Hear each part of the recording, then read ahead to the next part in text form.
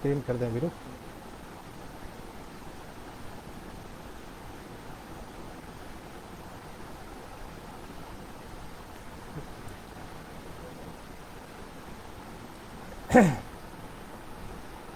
नमस्कार।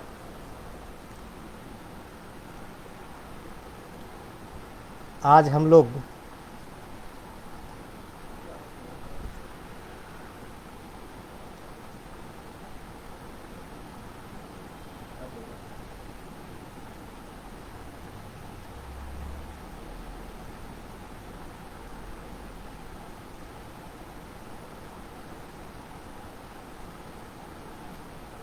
ये क्या हो गया?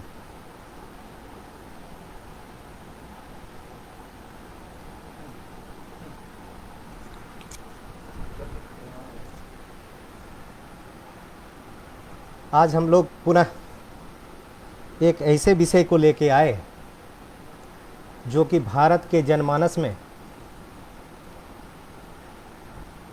आज से नहीं सदियों से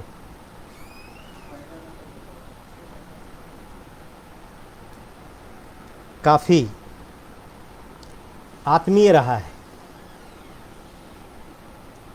और ये आत्मीयता क्यों है, इसके विषय में सोचना पड़ेगा। और इसी क्रम में जब इस विषय को देखेंगे भारतीय कला में 16 श्रृंगार, तो हमें मानव के अभ्युदय के साथ जाना पड़ेगा। मानव का अभ्युदय, मानव के अभ्युदय के साथ ही उसकी कलात्मक अभिरुचि का प्रस्फुटन हुआ। आरी तिरछी रेखाएं, बाली शैल चित्र से कब वह द्विआयामी और त्रिआयामी हो गया, इसको कला इतिहासकार और पुराविद उत्तरित करने का प्रयास करते रहे। कला के इस विकास में सौंदर्य चित्रण सदैव केंद्रीय बिंदु में रही। प्रागैतिहासिक कलाकारों ने न शैल चित्र और वीनस जैसी चित्र और प्रतिमा का सृष्टि की, तो प्रवर्ती संध्यकालीन सभ्यता के लोगों ने कलाकारों ने मूर्त मातृशक्ति नारी के संयोजन का केंद्र में रखकर यह सौंदर्य बोध हमें करवाते रहे। यही कारण है कि हमें मातृदेवी, नर्तकी, दूध पिलाती माँ, शुश्रूषा करती माता आदि बहुसंख्या में सरस्वती सभ्यता में मिलती। प्राचीन साहित्यिक स्रोत के अनुशीलन से भी नारी केंद्र में, और इसीलिए हमारे यहाँ भारतीय सभ्यता और संस्कृति में प्रकृति और पुरुष की परिकल्पना की गई है, क्योंकि ये दोनों ही सृजन के आधार हैं। और ये सृजन के आधार जो हैं, उसमें प्रकृति का बहुत ही महत्वपूर्ण योगदान है। आधुनिक कलाकारों ने भी इसी परंपरा को निर्वहन किया है, और यही कारण है कि देवी मूर्तियां समस्त जगत में उत्खचित या चित्रित होती रहीं। वैश्विक स्वीकार्यता और आत्मीयता के कारण नारी को ही आधार बनाकर ही सौंदर्य की व्याख्या की गई। ऐसा नहीं है कि केवल नारी के सौंदर्य का ही व्याख्या हुई है, अपितु प्रकृति के यानी कि पुरुष की भी बहुत सुंदर, बहुत लावण्यमय, बहुत ही आनंददायक चित्रण हुए। मेरा मानना है और अनुशीलन ये कहता है, कला ये कहती, भारतीय कला के विषय में जब हम देखते हैं तो हमें यह ज्ञात स्वतः ही हो जाता है कि प्रकृति और पुरुष के समन्वय से ही सौंदर्य का बोध होता है, और सौंदर्य ही श्रृंगार का द्योतक। पाश्चात्य सौंदर्य शास्त्री हो या भारतीय दर्शन में सौंदर्य, इनसी सभी प्रमुखता से नारी ही केंद्र में है।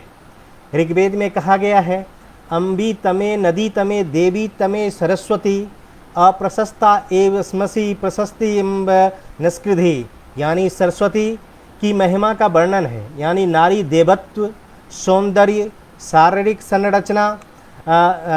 संरचना और भावात्मक अनुराग की परिकल्पना के शास्त्र परम तत्व को सर्वस्व मानकर चलती है। और यही कारण है सृष्टि के प्रमुख कारकों में पुरुष एवं प्रकृति को मूल माना गया है और इसमें प्रकृति निश्चित रूप से नारीत्व का प्रतिमान है। आदिकाल से ही नारी और सौंदर्य मीमांसा होती रही है और सौंदर्य इसमें गंभीर स्थान रखता है। भारतीय सौंदर्य शास्त्रियों की दृष्टि में सौंदर्य वह शक्ति है जो कला को चिरस्थायी बनाता है। यहाँ रूपात्मक भावात्मक पक्ष को सदैव कला की प्रधानता दी गई है। प्रकृति प्रदत्त रूप को साधनों से सजाना संवारना मानव मात्र की, विशेषकर नारी की सहज प्रवृत्ति। मानव स्वभाव से ही प्राकृतिक सौंदर्य और पर अनादिकाल से मुक्त होता रहा है और प्राकृतिक सौंदर्य से प्रेरणा लेकर स्वयं भी सौंदर्य सागर में प्रवेश कर अपने को अभिव्यक्त करता रहा है। अभिव्यक्ति शैली, माध्यम, रूप अथवा आकार के आधार पर कलाएं एक दूसरे से अलग दिखाई पड़ती हैं, किंतु सौंदर्य कल्पना, प्रतीक, संप्रेषणीयता, रूप, विधान आदि ऐसे तत्व हैं जो उन्हें आपस में जोड़ते हैं, जिससे वह भाव प्रणवान होकर रूपायित होता रहा है।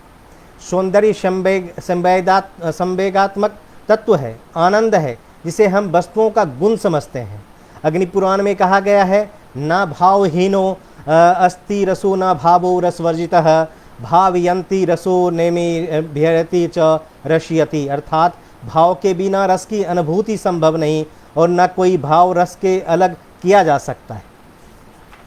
भारत में कलाओं का अपार भंडार है और आज भी समग्र विश्व भारतीय कला समृद्धि की ओर और सुख से ही नहीं अपितु लोलुप भाव से देख रहा है। और ऐसा हो भी क्यों नहीं, जब यहाँ दीदारगंज यक्षी, मोहिनी या अन्य नारी मूर्तियों को उत्खनन या चित्रण किया गया है। लोगों ने कहा, जैसे विभिन्न विद्वानों ने विभिन्न नाम से इसे जाना है और सौंदर्य कविता संपूर्ण नारीत्व का प्रतीक है। इसकी व्याख्या किसी व्याकरण एवं शब्दकोश से संभव नहीं है, किंतु इसे भारतीय सौंदर्य प्रमाण पर तौला जा सकता है, वैदिक प्रमाण पर तौला जा सकता है। वैदिक व्याख्या है, यूयम गावो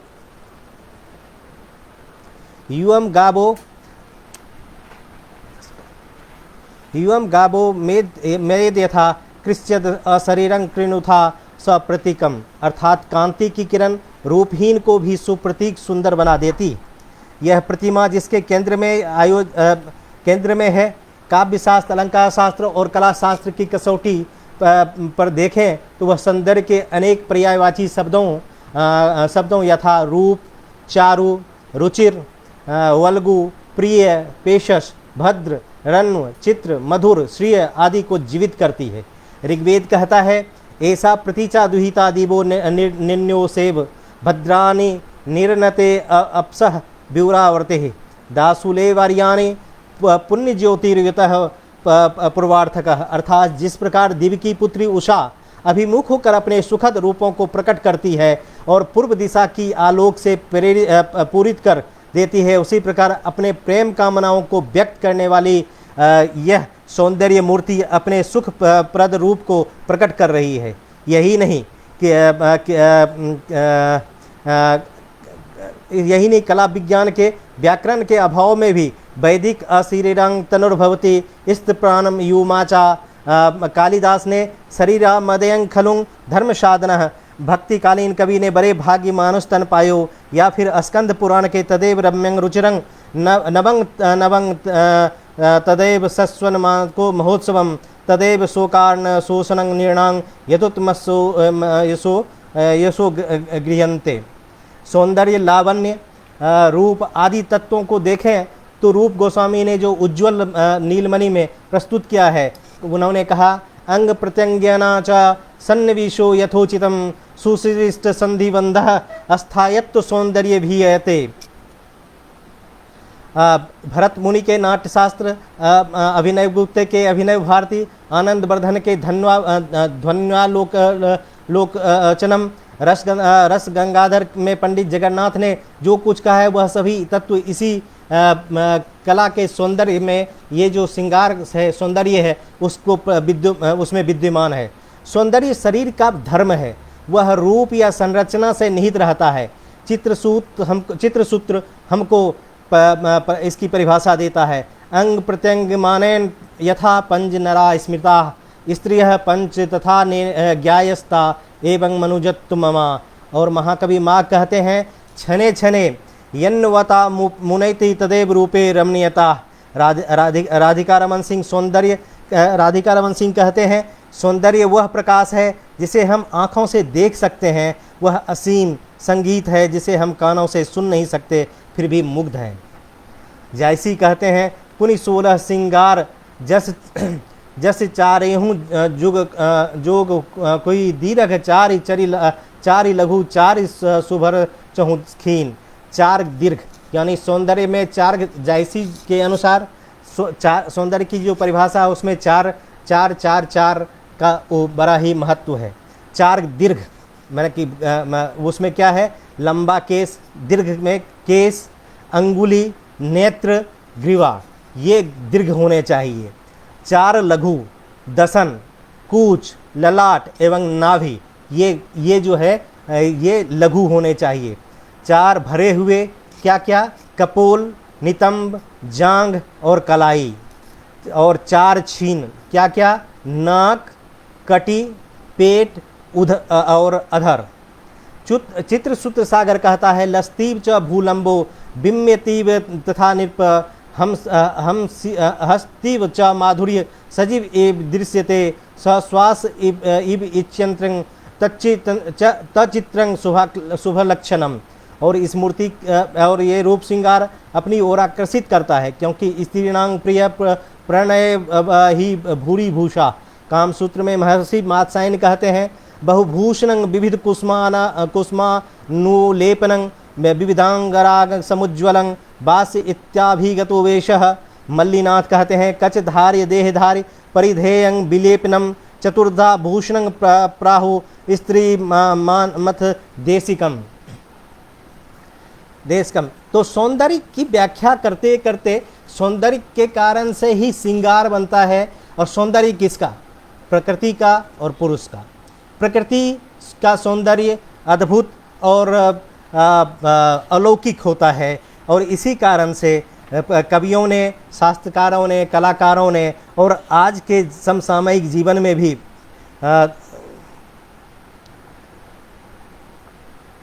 आज के जीवन में भी हम देखें तो बड़ा ही सुघर और सुस्पष्ट इसकी व्याख्या होती है। ये चित्र, ये मूर्तियाँ, ये कला और आज की जीवन शैली भी, आज तक की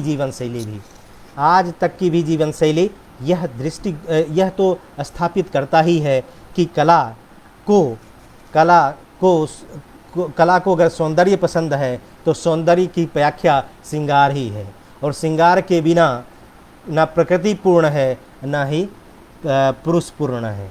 और इसी कारण से पुरातात्विक साक्ष्यों एवं तथ्यों को तथा प्राचीन साहित्य और कला के अनुशीलन से यह तो सिद्ध हो ही जाता है कि मानव अभ्युदय के साथ सांस्कृतिक विकास में आकृति मंडन या रूप श्रृंगार न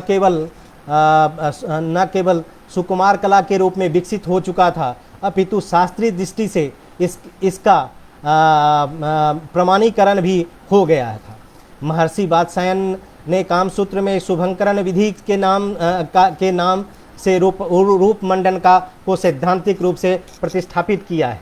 यहीं से रूप मंडन एवं काम भावना के संगम के सिद्धांत स्थापित हुआ है। श्रृंगार का मूल आधार प्रेम है, और प्रेम का मनोविज्ञान लौकिक है, उतना ही आध्यात्मिक भी। भरत का नाट्य शास्त्र, धनंजय का 10 रूपकम, विश्वनाथ कविराज कृत साहित्य दर्पण, आचार्य रुद्र भट्ट का श्रृंगार तिलक, भानुदत्त की रसमंजरी, अकबर शाह की श्रृंगार मंजरी आदि श्रृंगार जो शास्त्र हैं या जो काव्य हैं, जो साहित्य उपलब्ध है, वो श्रृंगार का ही बोध कराते हैं। और रूप का महत्व श्रृंगार में अनन्य है, रूप का नैसर्गिक गुण है आकर्षण, रूप का नैसर्गिक गुण है आकर्षण, और आकर्षण रूप निसर्ग रमणीय है और श्रृंगार प्रसाधन के समुचित योग से अधिक रमणीय हो उठता है। रूप नेत्र का विषय है तो श्रृंगार काम भावना का प्रतिरूप।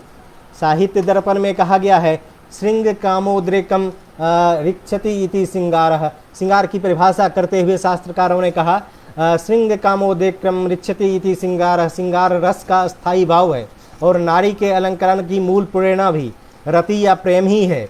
और श्रृंगार की अगर व्युत्पत्ति करें तो श्रृंग घन मन जोर आर अर्थात श्रृंग का अर्थ है मनमत का उद्वेद, और मनमत कौन है? कामदेव। कामदेव का नाम है मनमत, अर्थात श्रृंगार का अर्थ हो गया कामोद्रेक की प्राप्ति। श्रृंगार एक नैसर्गिक प्रक्रिया है, साथ ही अनादिकाल से वह इसका प्रयोग होता रहा है। श्रृंगार की प्राचीनतम साक्ष्य सानिध्य एवं कला में ही, किंतु यह 16 श्रृंगार के रूप में समय के साथ सुनिश्चित भी हो जाता है। अब ये 16 श्रृंगार बनने की ये जो सौंदर्य बोध है वो श्रृंगार कब बन जाता है और श्रृंगार 16 श्रृंगार कैसे अभिहित हो जाता है, यह बड़ा ही रोचक विषय है। मानव के अभ्युदय के साथ सौंदर्य बोध तो है, सजने की प्रवृत्ति तो है, सुनने उसको समझने की प्रवृत्ति तो है, और वो प्रकृति को देखकर करता है। जिस तरह प्रकृति अपने को सजती है, जैसे हर मौसम में प्रकृति अपने को सजती और समरती है, उसी तरह से ये बोध हम लोगों को होता रहता है कि हम कलात्मक अभिव्यक्ति से उसको परिमार्जित और अभिव्यक्त करते रहते हैं। लेकिन ये सौंदर्य श्रृंगार में बदल गया और श्रृंगार की भी परिभाषा हो गई कि वो 16 श्रृंगार, यानी कि सर्वश्रेष्ठ सौंदर्य जो है जब 16 श्रृंगार कर लेती है तो ही वो सर्वश्रेष्ठ है। और वो सौंदर्य, मैंने कहा जैसा आपको और शास्त्रकारों ने कहा कि रूप का अर्थ है आकर्षण, रूप का मूल है आकर्षण। रूप अगर है तो उसमें आकर्षण होना जरूरी है। और आकर्षण कैसे होगा? सौंदर्य बोध से। सौंदर्य कैसे होगा? तो श्रृंगार से। श्रृंगार की कितने तरह के श्रृंगार? 16 श्रृंगार और 12 आवरण। यानी श्रृंगार में सौंदर्य और आवरण दोनों की को मिलाना जरूरी है। अगर वो दोनों को हम नहीं मिलाते हैं तो श्रृंगार पूर्ण नहीं है। तो ये 16 श्रृंगार कैसे बन गए? ये साहित्यिक और पुरातात्विक अनुशीलन से पता लगता है कि ये धीरे धीरे होता रहा। और ये जो 15वीं शताब्दी में कबीर के पश्चात सूर, तुलसी, जायसी, कुतुबन, 16वीं शताब्दी में गंग, तानसेन, अब्दुल रहीम आदि हिंदी कवियों ने नारियों के 16 श्रृंगारों का उल्लेख किया है, परंतु किसी ने भी इसका औपचारिक वर्णन नहीं किया है। सर्वप्रथम केशवदास यानी केशव दास जिन्होंने रसिक प्रिया लिखी, केशव दास ने रसिक प्रिया और कवि प्रिया में इसका शास्त्रीय विश्लेषण करते हुए कुछ चौपाइयाँ लिखी, कुछ दोहे लिखे। मैं एक दो आपको पढ़ के सुनाता हूँ। 16 श्रृंगार, रसिक प्रिया में केशवदास कहते हैं 16 श्रृंगार 16 सूरत समान, बुद्धि विवेक बल समझिए केशव सकल सुजान। उससे वो आदमी सबसे सुजान है, वह आदमी सबसे विज्ञ है, वह आदमी सबसे ज्ञानवान है।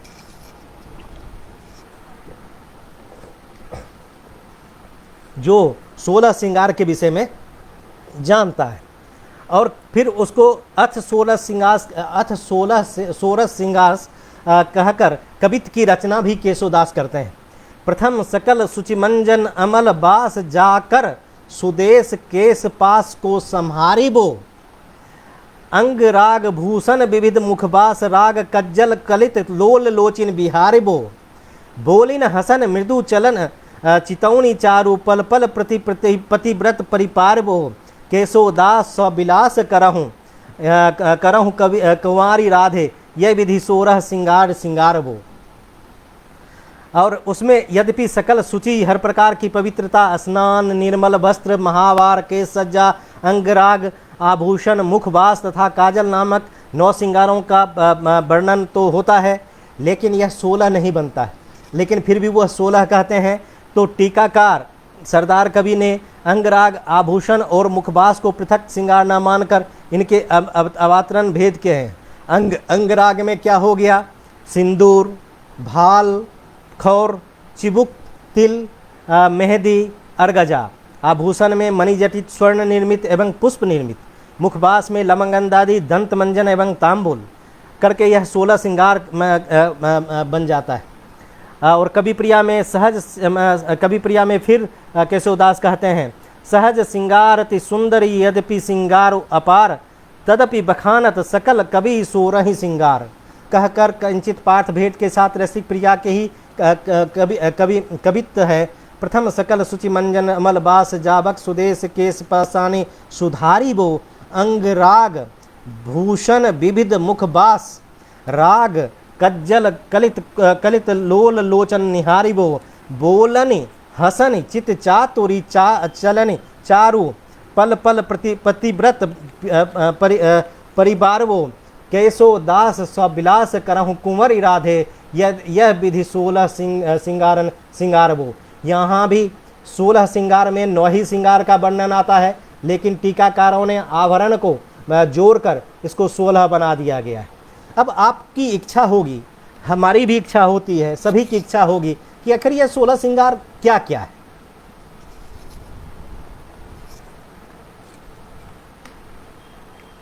तो 16 श्रृंगार का जब वर्णन करते हैं शास्त्रकारों ने, तो हम लोगों ने सूची बनाई। तो क्या बनाई? पहला है सूची क्रियाएं, यानी कि दंतपन करना, दंत धावन, उबटन। दूसरा है स्नान। अब 16 में गिना रहा हूँ। पहला क्या है? सूची क्रियाएं। क्या? दंत धावन या दंतमन करना, उपटन लगाना, स्नान करना। तीसरा है स्वच्छ वस्त्र धारण करना। चौथा है केश पास सुधारना यानी बेनी बनाना। पांचवा है जावक या महावर लगाना। छठा है मुखवास यानी कि मुंह में जो लेते हैं लवंग आदि या पान लेते हैं उसको।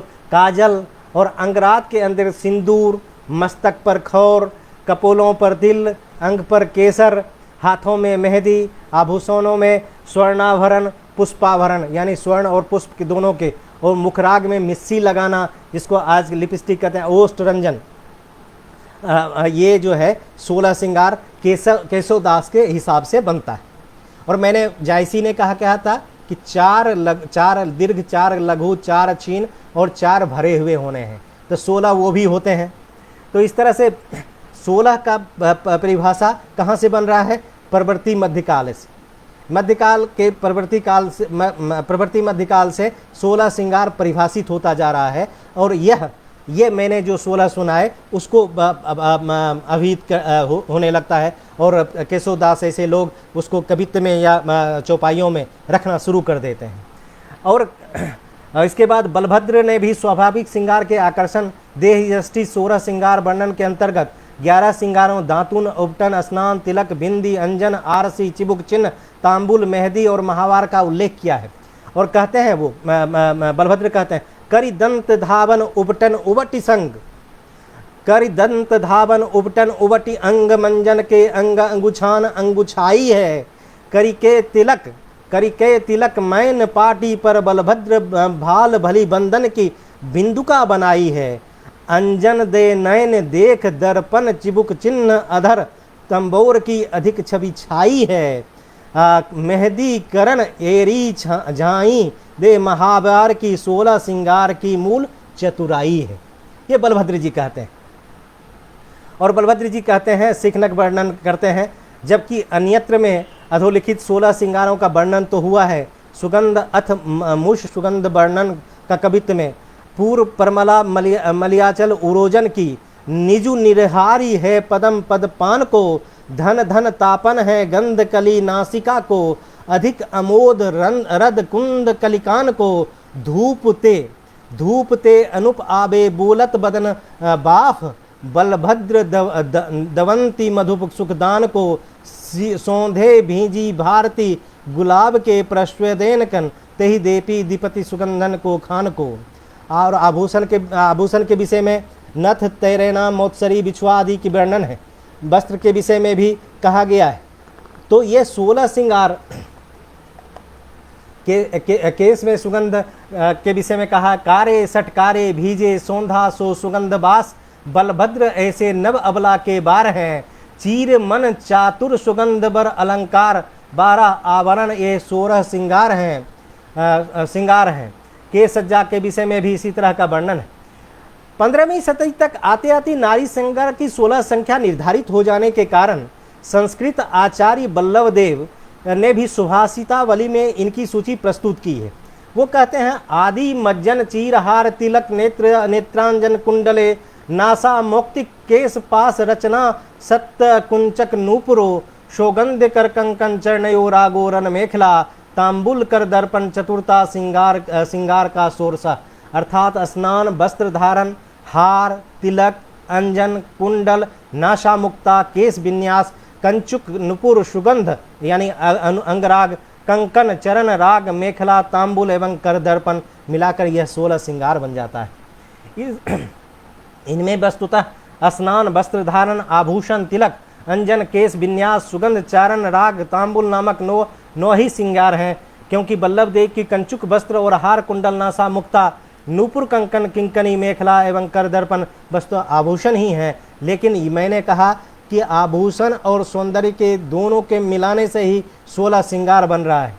16वीं शताब्दी में रूप गोस्वामी ने स्नान, स्वच्छ वस्त्र, तिलक, काजल, कुंडल, नासा मुक्ता, केश विन्यास, चरण राग एवं तांबुल और बल्लभ देव की सूची को स्वीकार किए हैं, परंतु अंग चर्चा यानी अंगराग, हस्तकमल, पुष्पमाल, सूत्रिणी, चिबुक, चिन्ह, मकरी, पत्र, केसों में पुष्प नवीन नाम है। स्नाता, नाशाग्र, जागरण, मणिर, रसित पटा, सूत्रिणी, वद्यवेणी, शोतांसांग, चर्चितांगी, कुस्मित, चिकुरा, साग्रवनी, पद्महस्ता, तांबुला, स्योरु, बिंदुस्त्व, कवित, चिबको, कांच, लाक्षी, सुचित्रा, राधा, लक्तोज्वल, राग्नि, स्फूर्ति, तिलकनी, सोरसा, कल्पनियम। और इस तरह से देखते हैं कि ये 16 श्रृंगार एक मानकीकरण हो जाता है। और शास्त्रकारों ने जो प्रवर्ती मध्यकाल में श्रृंगार का वर्णन वेद से ही हो रहा है। ऋग्वेद में भी मैंने सरस्वती की वंदना सुनाई आपको और दिशा की बात की, उषा की बात की, तो वहाँ हमें सौंदर्य बोध मिलता है, श्रृंगार मिलता है। किंतु 16 श्रृंगार प्रवर्ती मध्यकाल या मध्यकाल में ये स्थापित होने लगता है। और ये स्थापना जो है बाद में इसकी व्याख्या जो टीकाकार करते हैं, वर्तमान काल में डॉक्टर अंबिका प्रसाद सुमन, डॉक्टर प्रभुदयाल मित्तल, तारनीश झा एवं नागेंद्र नाथ बसु ने भी 16 श्रृंगारों की सूचियाँ दी हैं। डॉक्टर अंबा प्रसाद सुमन तथा नगेंद्र नाथ बसु की श्रृंगार सूचियाँ समान हैं, जिसमें 16 श्रृंगार है। उबटन, स्नान, वस्त्र धारण, आभूषण, केश विन्यास, सिंदूर, मस्तक पर बिंदी, चिबुक चिन्ह, मिस्सी, अधर रंजन, तांबुल, सुगंध, महावर, पुष्पहार, मेहंदी और काजल। और तो ये देखते हैं कि हम बहुत से विद्वानों ने इसका बहुत सा वर्णन किया है। और जैसे कि जब हम वाल्मीकि रामायण में भी देखते हैं, गीत गोविंद तक में लगभग 1400-1500 वर्ष में रचित कुछ प्रमुख रचनाओं में उपलब्ध श्रृंगार अधोवक्त है। वाल्मीकि रामायण कहता है, दातुन, उपटन, स्नान, वस्त्र, केश सज्जा, आभूषण, अंगराग वो चंदन, पत्रभंगी, कपोल, बिंदु, भाल, तिलक, अंजन, महावार, पुष्पहार एवं दर्पण, ये वाल्मीकि रामायण में वर्णन आता है। विनय पिटक में दातुन, उपटन, स्नान, वस्त्र, केश सज्जा, आभूषण, अंगराग वो चंदन, पत्रभंगी, अंजन, पुष्पहार, दर्पण का वर्णन आता है। वात्सायन के कामसूत्र में दातुन, स्नान, वस्त्र, आभूषण, अंगराग और चंदन, अंजन, महावार, पुष्पहार, दर्पण, सुगंध, तांबुल, केश, सुवासन का वर्णन आता है। श्रृंगार शतक में वस्त्र, आभूषण, अंगराग वो चंदन, अंजन, पुष्पहार, तांबुल, क्रातोजन्य में भी इसी तरह से वर्णन आता है। तो कहने का अर्थ ये है कि 16 श्रृंगार अब जो है प्रतिष्ठापित हो गया है। और 16 श्रृंगार के बिना प्रकृति या नारी का सौंदर्य बोध उद्घाटित नहीं होता है, पूर्ण नहीं होता है, संपूर्ण नहीं होता है। यही कारण है कि आज भी आप गीतों में, लोकगीतों में इसको आप देख रहे हैं। और अब तो फिल्म में भी हैं कि बैठी हूँ 16 सिंगार, ऐसे कितने गाने पड़े हुए हैं। और ये जो लोकगीतों में असल में कोई भी कला जीवंत तभी रहता है, और ये एक पीढ़ी से दूसरे पीढ़ी तक स्थानांतरित तभी होती है जब वह लोक स्वीकार कर लिया जाता है, यानी में उसकी लोक में स्वीकार्यता बढ़ जाती है। और जब लोक में स्वीकारता बढ़ जाती है, तो लोक में स्वीकारता बढ़ जाती है, तब जो है लोक गीतों में ये प्रस्फुटित होता है। और कौन जीवंत रखता है? ये शास्त्र नहीं, व्याकरण नहीं, ग्रामर, ये जो व्याकरण की किताबें हैं वो नहीं, शास्त्री की पुस्तकें ही केवल नहीं, अपितु लोक गीतों में जब यह बोध जब आ जाता है तो यह जीवंत हो जाता है और यह निरंतरता का द्योतक हो जाता है। और निरंतरता का द्योतक तभी होता है जब उसमें रस होता है। लोक तभी स्वीकारता है कि जब कोई भी सौंदर्य में रस होता है। और इसीलिए शास्त्रकारों ने कहा था कि सौंदर्य का प्रथम बोध है रसवान होना।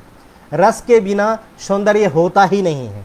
और सौंदर्य जब है तो श्रृंगार को ही परिभाषित और प्रस्फुटित करता है। और श्रृंगार अगर है तो उसका मानकीकरण भी जरूरी है। तो लोकगीतों में बहुत सुंदर, मैथिली में जितनी भाषाएं हैं भारत की, सभी भाषाओं में लोकगीत में इस 16 श्रृंगार का अद्भुत वर्णन मिलता है। मैं कुछ पंक्तियां आपके लिए पढ़ूंगा। जैसे कि भोजपुरी में एक है, गोड़िया ई रंगौली ओकरा मिलल पाने के खिल्ली, दांतब में मिश्री लगौली सैया के रिझौली ना। गोपियाँ दही बेचने जाती हैं। इसी तरह से दही बेचे चलनी ग्वालनी, आरे सिर पर मटकी लिहले हो, आरे गले गज मुक्ता के हार त ओढ़ली पितंबर हो, एक बन गईली दूसरे बन अबरू तीसर बने हो, आरे बिचवा कन्हैया बटवरवा, ढहरिया हमरा रोकले हो, ठहरिया हमर रोकले हो, ए राम मंगौले कन्हैया जीव के रतिया धर्म छोड़ौले है। इस तरह से ये पूरा, इसमें 16 श्रृंगार का पूरा वर्णन है।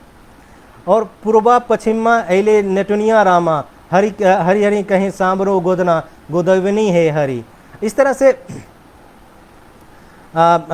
ये जो 16 श्रृंगार के तत्व हैं वो लोकगीतों में बड़े ही सुंदर ढंग से व्याख्यायित हो रहे हैं। विद्यापति ने भी अब देखिए, एक वर्णन आता है, इतना ही नहीं, 16 श्रृंगारों का, राम अटारी पर सो रहे हैं, सीता 16 श्रृंगार करके वहाँ पहुँच गई है, तो राम पूछते हैं कि तुम्हें आवश्यकता थी तो रात को यहाँ आई हो।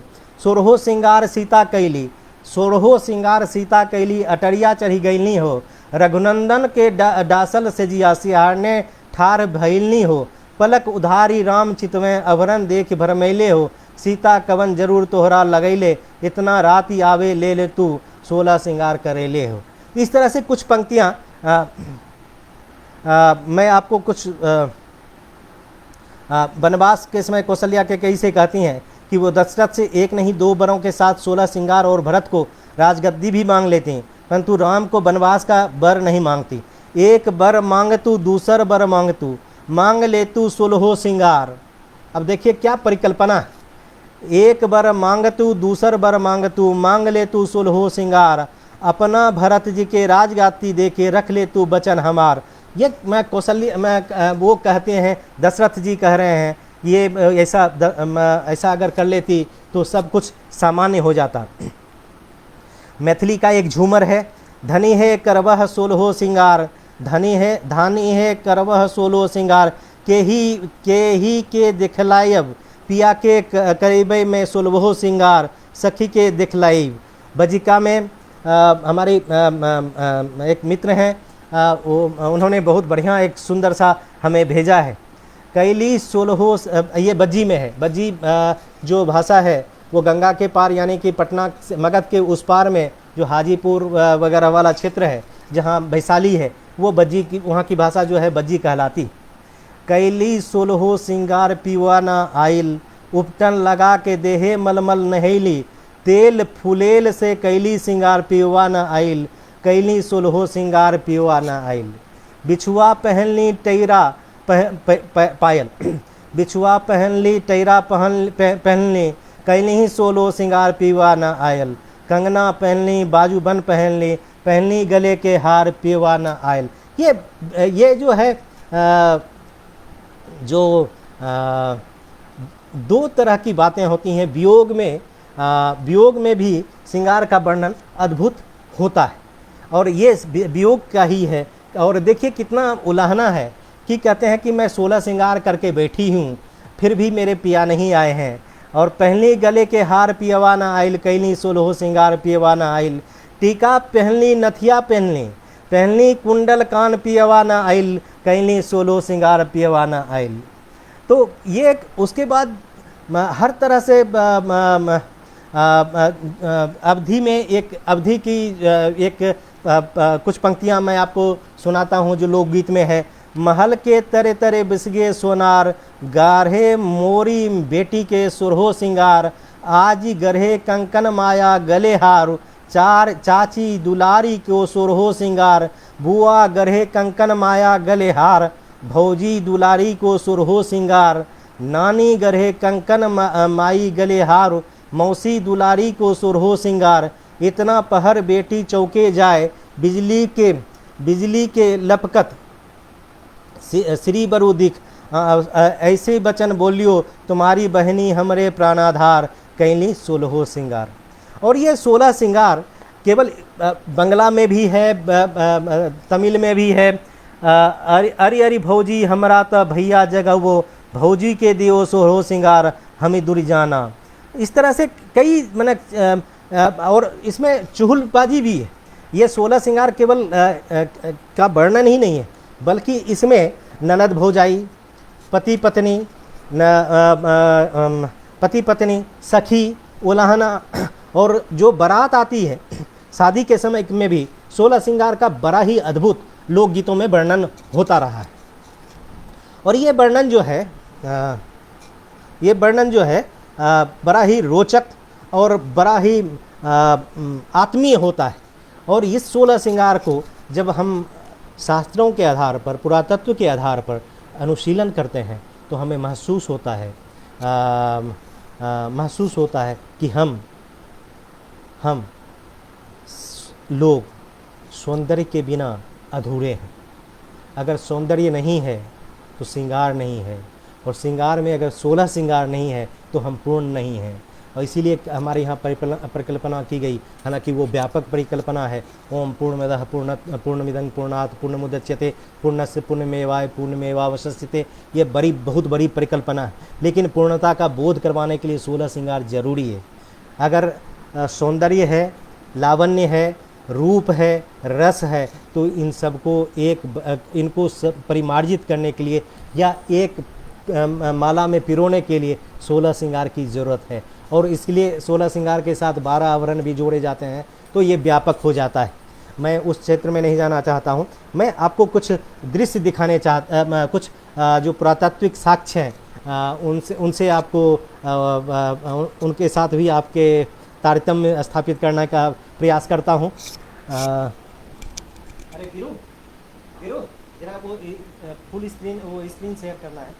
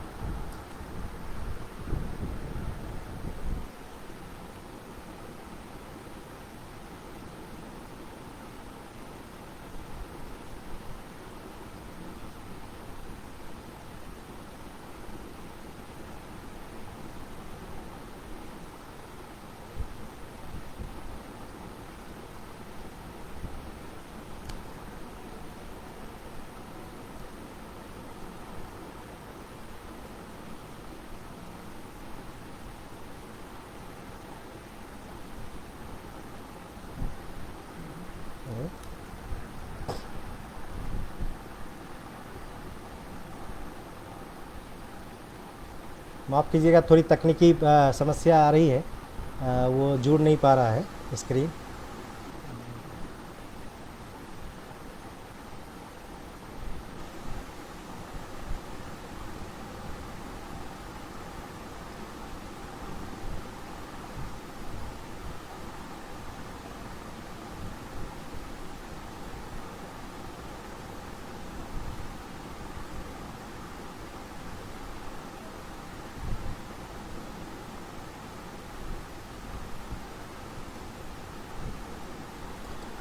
माफ़ करेंगे, थोड़ी समस्या हो रही है वो जोड़ने में।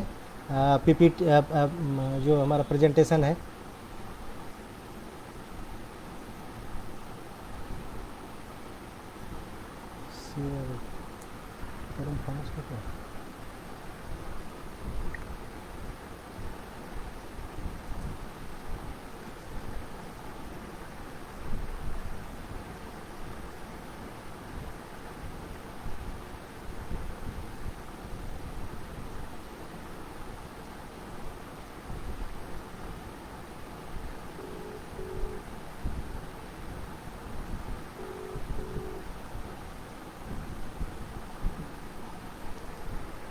नमस्कार तारिक जी। अरे ये फिर वो नहीं आ रहा है, देखिए यहाँ वो जो नहीं था शेयर वाला स्क्रीन। सर इसको एंड कर दीजिए, पहले इस वीडियो को एंड कर दीजिए। वीडियो एंड कर दिए। हाँ, हाँ ओके कर दीजिए। तो ये तो लाइव वीडियो एंड हो जाएगा, ऐसी सूचना में दी गई। मुझे बहुत ज़्यादा मालूम नहीं होता है इसके विषय में, तो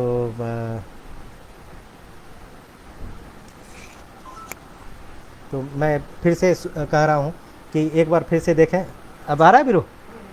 हाँ, तो भारतीय कला में 16 श्रृंगार, मैं कुछ चित्र आपको दिखाऊंगा, कुछ स्कल्पचर यानी मूर्तियों को दिखाऊंगा, और ये सारे मूर्तियाँ, ये सारे चित्रकलाएँ मास्टरपीसेस हैं, विश्व की अनूठी हैं। और ये पहला ही चित्र बहुत ही सुंदर चित्र है, जो कि आप देख रहे हैं कि यहाँ एक नारी को सजाया संवारा जा रहा है, और उसमें 16 श्रृंगार के सारे अवयव कहीं ना कहीं दिखाई पड़ रहे हैं। यहाँ मैंने कहा कि मन ही कला का कारक तत्व है, कला ही मोक्ष का उपादान है, कला मानवीय शक्ति एवं भावनाओं का विस्तार है। मानव जब अपनी अनुभूतियों को अपनी आकांक्षा के अनुरूप व्यक्त करता है तो वह स्वतः ही कला के रूप में साकार हो जाती है, और भाव प्रवाह मानव के रसिक हृदय को इस कलात्मक सृजन में न केवल आनंद की अनुभूति होती है बल्कि आत्मतोष का सुख भी प्राप्त होता है। कला अनंत है और सौंदर्य भी अनंत है। मानव के अभ्युदय के साथ ही मानव अपने को परिष्कार कर श्रृंगार का प्रयोग से अपने को विशिष्ट होने का भाव प्रकट करता रहा है। और आप यहाँ देख रहे हैं कि ये भी मास्टरपीस है, और ये चित्रकला है, लघु चित्रकला है, और आप इसमें देख रहे हैं कि एक युवती, एक नारी किस तरह से सज रही है, और इसको अपने, और जो जायसी के मैंने जो कहे थे, जायसी के चार दीर्घ, चार लघु, चार छीन और चार भरे हुए, ये जो चार के बोध हैं, उस बोध को ये नारी मूर्ति, नारी चित्र जो है उद्घाटित कर रही हैं। और ये श्रृंगार जो 16 श्रृंगार का बोध है, उसका उद्बोध उसको हमारे सामने में रख रही हैं। ये अद्भुत है। भारतीय कला साहित्य में एवं जीवन में सौंदर्य का विशेष महत्व तो रहा ही है, जिसके कारण से जीवन में विशेष दार्शनिकता का आविर्भाव होता रहा है। सौंदर्य वह आनंद है जो किसी वस्तु का गुण माना जाता है, और उससे होने वाली सौंदर्य अनुभूति मानव हृदय को परिष्कृत, कोमल एवं व्यापक बनाती है। भारतीय कला में शारीरिक या भौतिक सौंदर्य से अधिक, जिसके कारण भारतीय कला में आध्यात्मिकता का सन्निवेश हो जाता है। अब यहाँ ये भी अद्भुत चित्रकला का नमूना है, जो पहाड़ी पेंटिंग है। इसमें राधा और कृष्ण हैं, दर्पण लिए हुए हैं। राधा और कृष्ण दोनों की छवि वहाँ दिखाई पड़ती है, और ये जो अटेंडेंट हैं, ये श्रृंगार के लिए उपादान या जो अवयव हैं वो प्रस्तुत कर रही हैं। तो ये अद्भुत चित्र है, आप देख रहे हैं 16 श्रृंगार का किस तरह से। अब ये जो चित्र है अपने आप में अनूठा है, बहुत ही क्या कहते हैं भाव से भरा हुआ है। स्नान के लिए स्नान एक अवयव है, श्रृंगार 16 श्रृंगार का एक अवयव है स्नान। और स्नान में ये स्नान के लिए जाती हुई हैं और उसमें हर प्रभाव, सुगंध है, उपटन है यानी कि अंगराग है, उस वस्त्र है, और प्रकृति का बहुत ही सुकोमल और तारतम्य स्थापित करते हुए चित्रण किया गया है। ये 16 श्रृंगार को के जो भाव हैं उसका भाव अभिव्यक्त कर रही है यह चित्रकला। और आपको जैसा मैंने कहा था कि आदो मज्जन चीरहार तिलकं नेत्रांजन कुंडले नासा मोक्ति केशपास रचना सतकुंचक नूपरो सौगंध्य कर कंकन चरणयो रागो रण मेखला तांबुल, इस तरह से हैं। इसी तरह से मज्जन चीर हार तिलक अंजन कुंडल नासा मुक्ता केश विन्यास चोली कंचुक नुपुर अंग राग कंकन चरण राग करघनी तांबुल तथा ये सारे ये 16 श्रृंगार के अवयव हैं। और मैंने ये पहले भी आपको बताया है कि 16 श्रृंगार में क्या क्या हैं। तो केशव दास ने किस तरह से, केशव दास की पंक्ति बड़ी अच्छी है और वो जो है वो बहुत सुंदर वर्णन किए हैं केशव दास पहली बार, बल्कि केशव दास ने पहली बार ही 16 श्रृंगार को परिभाषित किया है। प्रथम सकल सूची मंजन अमल बास जावक सुदेश किस पास को संहारी वो अंग राग भूषण विविध मखवास राग कज्जल ललित कुलोल लोचन निहारी वो बोलन हसन मृदु चलन चितौनी चारु पल पल पतिव्रत प्रण प्रतिपालिबो कैसो दास विलास करहु कुंवरी राधे यह विधि सोर हो श्रृंगार सिंहारबो। और केशव के कौन है, केशव के प्रतीक कौन है? राधा। और राधा के बिंब कौन है? कृष्ण। और कृष्ण कौन है? परम ब्रह्म। राधा क्या है? परम माया। और परम माया और परम ब्रह्म की सम्मिलन को अगर वो सुंदर नहीं दिखे और वही सुंदर नहीं दिखे तो वो हमारा प्रतिबिंब नहीं, वो बिंब नहीं, और हमारे लिए आदर्श नहीं बन पाता है। और ये आदर्श जो है राधा और कृष्ण को श्रृंगार का आदर्श माना गया है। और यही कारण है कि आज भी श्रृंगार होने के बाद श्रृंगार के लिए अगर कोई गीत है तो उसमें राधा और कृष्ण स्वाभाविक रूप से, चाहे विद्यापति के काव्य में हो, चाहे अवध के काव्यों में हो, चाहे ब्रज के काव्यों में हो, ये श्रृंगार उनके बिना अधूरा है। और ये श्रृंगार की परिभाषा केशवदास ने ही पहले हमको दिया है। ये मैंने आपको एक चित्र आप देखिए स्नान करते हुए, यहाँ राधा और कृष्ण का सौंदर्य सा दृश्य दिखाया गया है। और इसमें राधा स्नान कर रही हैं और ये प्रसादिकाएँ उन्हें वस्त्र और जो है क्या कहते हैं सुगंध अर्गजा इस तरह की चीज़ें महावारंग सूची वगैरह वसन इस तरह से चीज़ों को देकर उनको सुशोभित कर रही हैं। अब मेरी जो परिकल्पना है कि हम इस तरह से एक खंडहर है, एक तरह अस्थि पंजर है, और धीरे धीरे हम में हमारा विकास होता है। हम ये नारी और पुरुष के अस्थि पंजर और इस तरह, और इसी में जब भाव भरने लगता है तो हमारी परिकल्पना इस तरह से बन जाती है जो कि किसी कलाकार की प्रतिक्रिया है या उसका सुलेखन किया गया है, उनके द्वारा से सुचित्रण किया गया है। ये भी अब देखें, मैं अब एक एक कर को थोड़ा थोड़ा आपको दे रहा हूँ क्योंकि समय भी कम है और हमारे पास हजारों लाखों के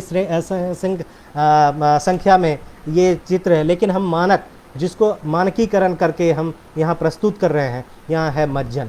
आप देख रहे हैं दातुन, एक चीज़ मैंने कहा था दंत धावन, और दंत धावन में इससे सुंदर चित्र मिल ही नहीं सकता है। आप देखें यहाँ मज्जन, आप देखिए तेल लगा रहे हैं यहाँ, अब उपटन लगा रही हैं, और ये तो अभी भी हमारे यहाँ शादी विवाह या अन्य सौभाग्यपूर्ण कार्य में उपटन का आवश्यक तत्व है। ये जीवंत है। और ये मैंने दो चीज़ आपको दिखाया, एक जीवंत जो हम आज जी रहे हैं, एक जो हमारे कलाकारों ने सदियों के को देखकर जो यहाँ उपस्थित किया है। ये स्नान पूर्व श्रृंगार है, ये भी मास्टरपीस है डेक्कन शैली का। और आप ये देखिए स्नान पूर्व में भी श्रृंगार जो है बहुत ही सुंदर ढंग से परिदृश्य सुंदर परिदृश्य को यहाँ दर्शाया गया है। आप यहाँ वस्त्र देख रहे हैं, केश धावन देख रहे हैं, केश श्रृंगार देख रहे हैं, अलंकरण देख रहे हैं, पाँव में, गले में, कान में, हाथ में, बाजू में, हर जगह आप इस तरह को देख रहे हैं। तो ये संपूर्ण श्रृंगार के तत्व को, एक तत्व को उद्घाटित कर रहे हैं।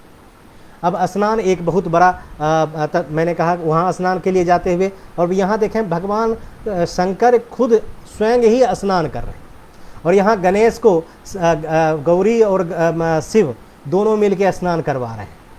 तो स्नान का शुरू से ही महत्व है, इसलिए 16 श्रृंगार में क्योंकि सूचिता बढ़ाता है, इसलिए इसको 16 श्रृंगार में स्थान मिला।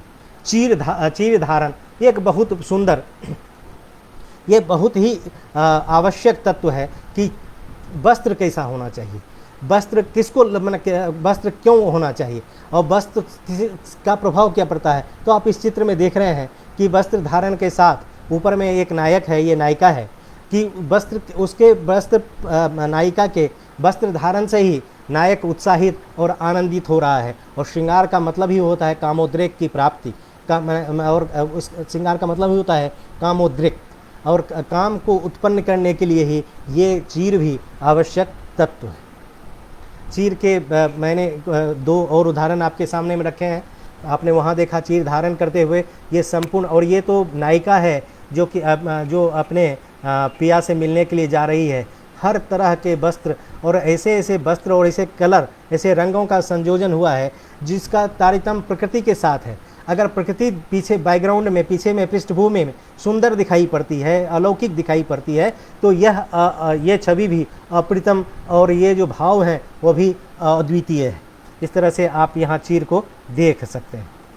केश विन्यास बहुत पुरानी, केश विन्यास शुरू से ही श्रृंगार का तत्व रहा है।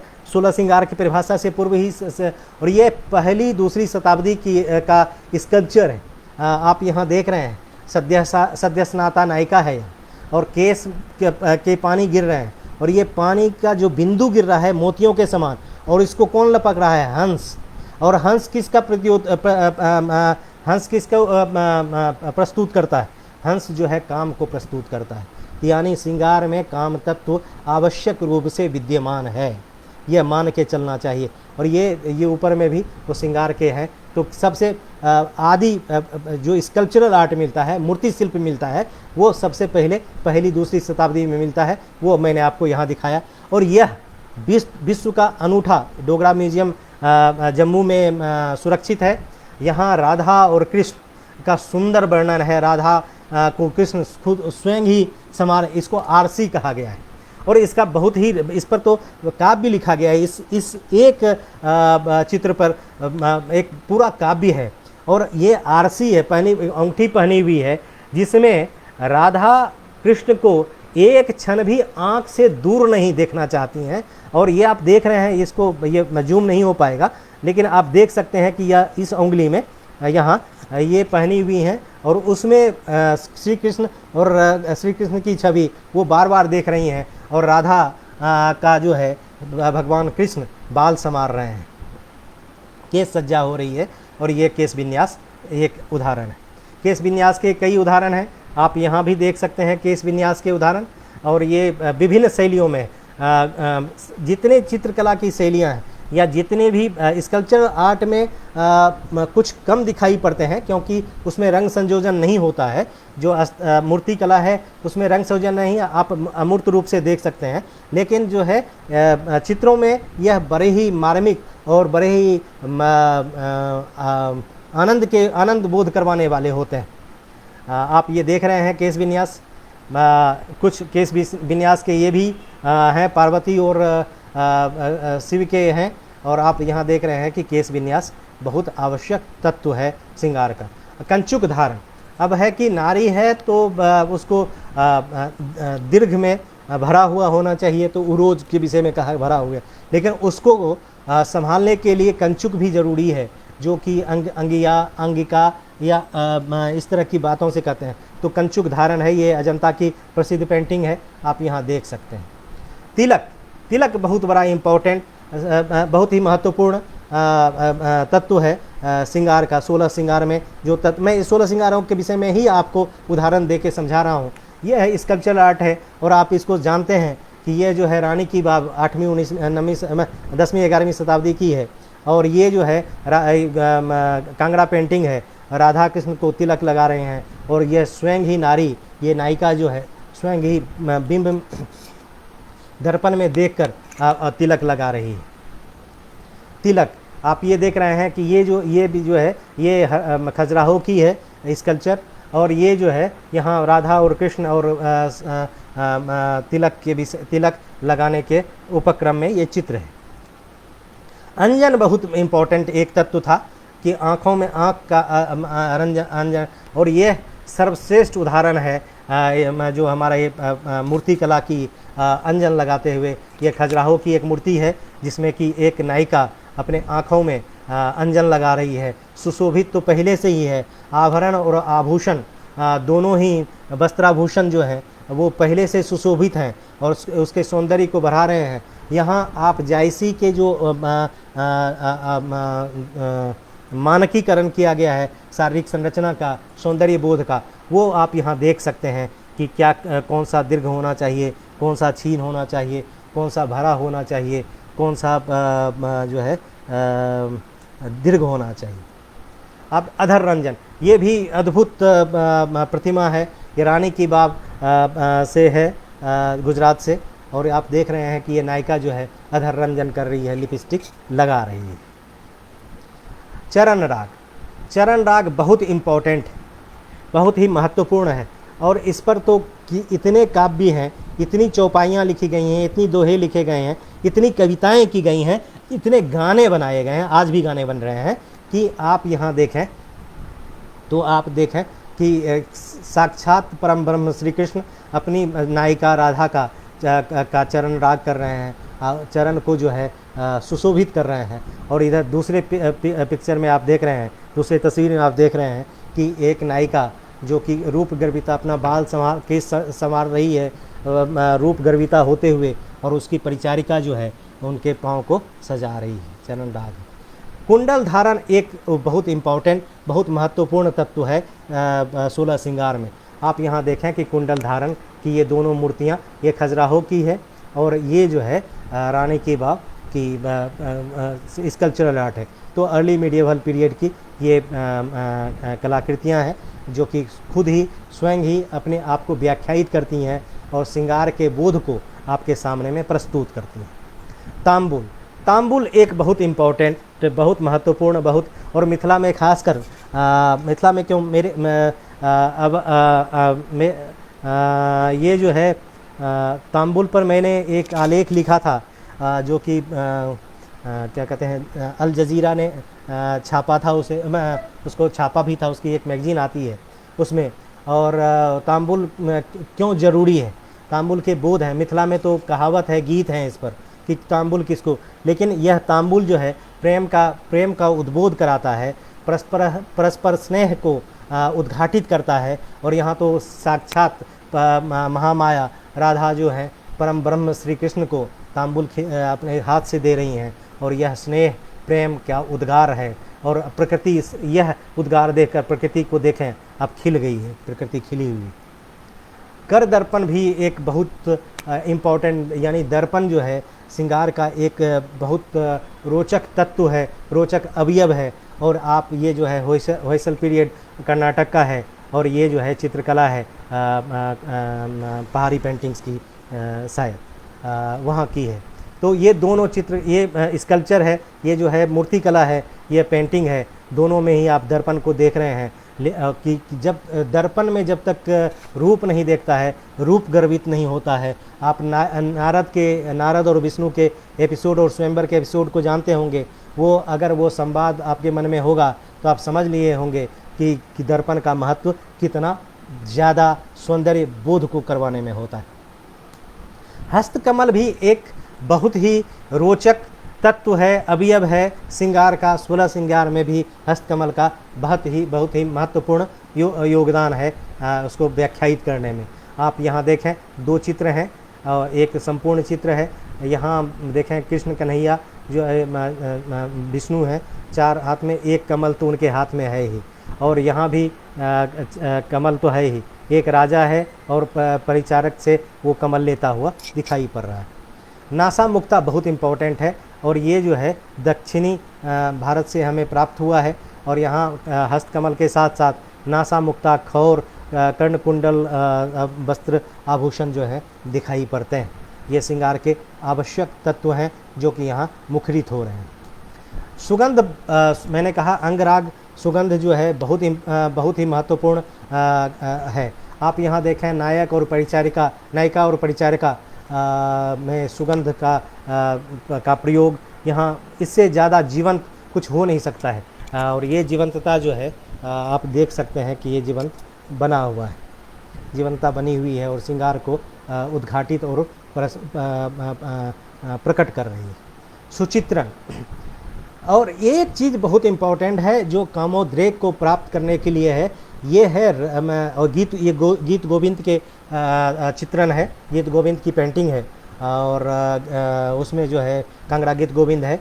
यहाँ राधा और श्री कृष्ण के मिलन के पूर्व स्वयं परम ब्रह्म श्री कृष्ण जो है राधा को अलंकृत कर रहे हैं और अपने हाथ से कुचिका लेकर उन पर जो है सुचित्रण कर रहे हैं। आप ये देख सकते हैं।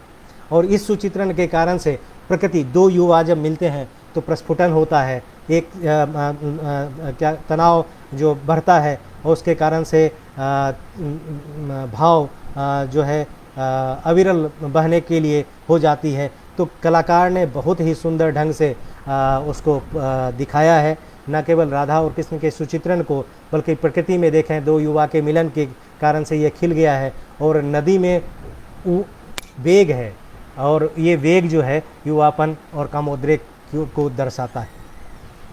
हार भी आभूषण एक आवश्यक तत्व है और यहाँ हार को दिखाया गया है। आप यहाँ देखें 2 चित्रों में कि अलंकार के लिए तो है ही, और अलंकार के कारण से राग पुरस्कार के रूप में भी आभूषण दिए जाते रहे हैं।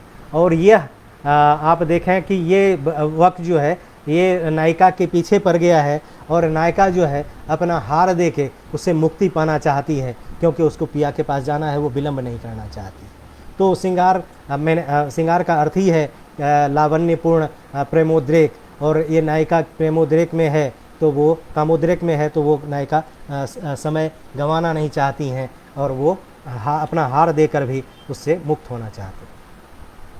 करघनी, आभूषण, ये दोनों ही बहुत ही महत्वपूर्ण तत्व हैं श्रृंगार के। 16 श्रृंगार में तो है ही श्रृंगार के तत्व हैं। इनके बिना, वस्त्र और आभूषण के बिना श्रृंगार हो ही नहीं सकता है। उपटन, दंत धावन, स्नान वगैरह तो क्रियाएं हैं, बल्कि ये दोनों पूरक हैं, ये दोनों की ये संपूर्णता लाती हैं। अगर वस्त्र है और आभूषण है तो इससे ही संपूर्ण सौंदर्य का बोध होता है और वही प्रभावी होता है, वही रस उत्पन्न करने वाला होता है, वही बहुत ही भाव को प्रेषित करने वाला होता है। और ये संपूर्ण आप 2 देख रहे हैं, ये यहाँ जो है मूर्ति कला है और यहाँ जो है आभूषण पेंटिंग है। लेकिन भारतीय कला में 2 चीज़ बहुत महत्वपूर्ण है कि श्रृंगार कितना भी कामोद्रेक हो, श्रृंगार का मतलब प्रेम और रस से जुड़ा हो, सौंदर्य से जुड़ा हुआ हो, लेकिन उसमें आध्यात्मिकता और एक जो फिलोसफिकल एंगल है, यानी कि जो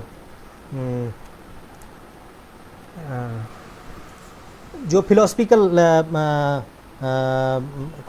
कंटेंट है उसमें वो बहुत बढ़िया से दिखाई पड़ता है। और अंत में सारा कुछ होने के बावजूद यह कहता है कि श्रृंगार तो वह है जो कि पिया के मिलन से पिया के मिलन में है। और कबीर से बढ़िया कौन कह सकता है कि कौन ठगवा नगरिया लूटल हो, चंदन काठ के बनल खटोला, तापर दुल्हिन सूतल हो, उठो सखी रे मांग समारो, दुल्हा मुँह से रूठल हो। अब देखिए यहाँ जो है दुल्हिन और दूल्हे का वर्णन है। अब ये दुल्हा दुल्हिन कौन है, जब आप इसके भाव में जाएंगे, इसके फिलोसफिकल जो उसमें जाएंगे भाव में, तो आपको पता लगेगा, आध्यात्मिकता में जाएंगे तो पता लगेगा कि माया और ब्रह्म और माया, ये दोनों के सम्मिलन की बात हो रही है। दुल्हिन जो है माया है, दुल्हा जो है परम ब्रह्म है। और वो तब तक कौन ठगवा नगरिया लूटल हो, चंदन काठ के बनल खटोला, तापर दुल्हिन सूतल हो, उठो सखी रे मांग सवारो, दुल्हा मोह से रूठल हो। आए जम राजा पलंग चढ़ी बैठा, नैनन असुआ टूटल हो, चार जाने मिल खाट उठाइन, चहुदिसी धूं धूं उठल हो, कहो कबीर सुनो भाई साधो।